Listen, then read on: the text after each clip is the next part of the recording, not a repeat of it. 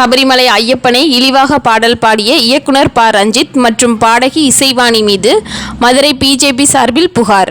மதுரை மாநகர் மாவட்ட பாரதிய ஜனதா கட்சியின் சார்பில் மாவட்ட தலைவர் மகா சுதேந்திரன் அவர்களின் வலியுறுத்தலின்படி இன்று மதுரை காவல் ஆணையர் அவர்களிடம் இந்து மக்களின் கடவுளாகிய சபரிமலை ஐயப்பனை இழிவாக பாடல்களை பாடிய இயக்குனர் ப. ரஞ்சித் மற்றும் பாடகி இசைவாணி ஆகியோர் மீது புகார் மனு அளிக்கப்பட்டது.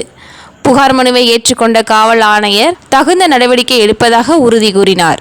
மதுரை மாநகர் மாவட்ட பாரதிய ஜனதா கட்சியின் சார்பாக நமது இந்துக்களின் கடவுளான சபரிமலை ஐயப்பனை இழிவாக பாடல்களை பாடி வருடா வருடம் ஐயப்ப பக்தர்களுக்கும் இந்து மக்களுக்கும் மனவேதனையும் மன உளைச்சலையும் அளித்து கொண்டிருக்கும் இயக்குனர் ப. ரஞ்சித் அவர்களுடன் சேர்ந்து கானா பாடல் பாடும் இசைவாணி என்ற பாடகி ஆகியோரை கண்டித்து இன்று மாநகர் காவல் ஆணையர் அவர்களிடம் மனு அளித்துள்ளோம். இதற்கு முன்னரே மேட்டுப்பாளையத்தில் ஐயப்ப சேவா சங்கங்கள் புகார் அளித்து அதற்கு எஃப்ஐஆர் போட்டிருக்கிறாங்க.